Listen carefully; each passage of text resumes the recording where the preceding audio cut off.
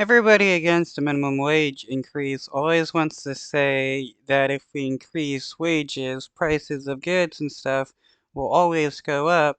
Okay, what about in places like Tennessee where the minimum wage is 7.25, yet still prices of everything in the state has gone up.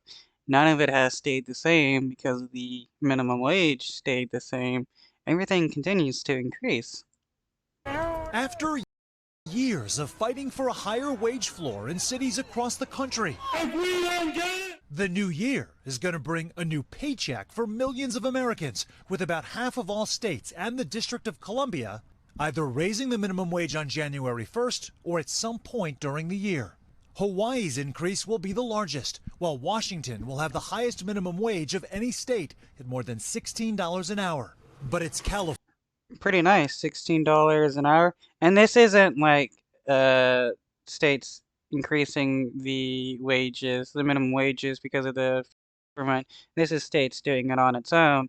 States that aren't increasing their wages, it's still 7.25.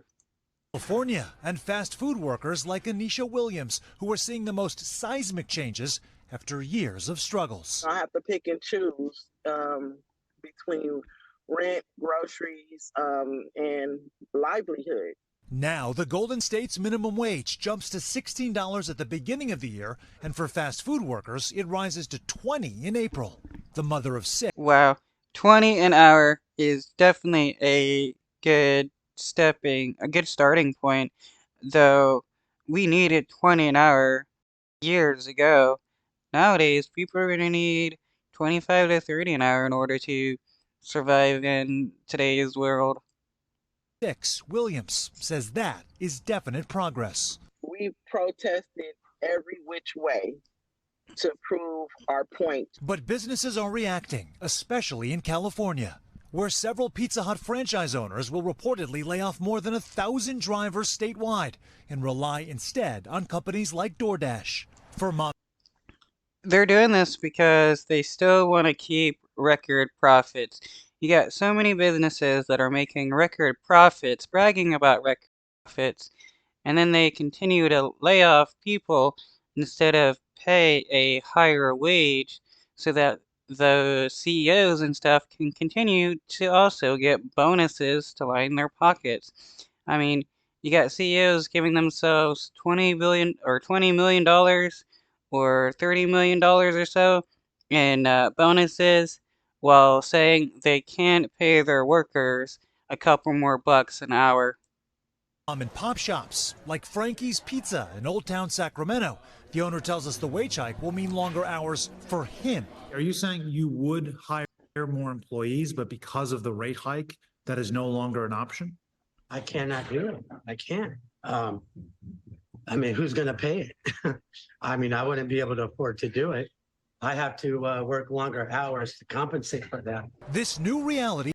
Well, yeah, it sucks that some people will go out of business because they can't afford to pay employees enough, but employees shouldn't be subsidizing the small businesses or business owners just because they can't afford to pay. That's part of a business. If you can't pay your employees to work, well, you're not going to have a business. For many businesses, coming as 20 states still rely on the decades-old federal minimum wage of $7.25 in place since. That's a lot of states that have just 7.25. 1, 2, 3, 4, 5, 6, 7, 8, 9, 10, 11, 12, 13, 14, 15, 16, 17, 18, 19 with 7.25. And Tennessee and stuff don't have uh, a minimum wage. I guess that uh, they just have their own state minimum wage, which they just go along with the federal minimum wage. Because for Tennessee, it's 7.25. That is not enough money to make in order to survive. Since 2009, while workers like Williams see new opportunities. So many people doubting us, and sometimes I can't even believe it, and I'm so happy. Sam Brock, NBC. so many people try to claim that, having a minimum wage causes problems and we should question if we should increase the wage, but nobody ever questions the increase in wages rich people always give themselves. They can always line their pockets with extra money, but they can never pay their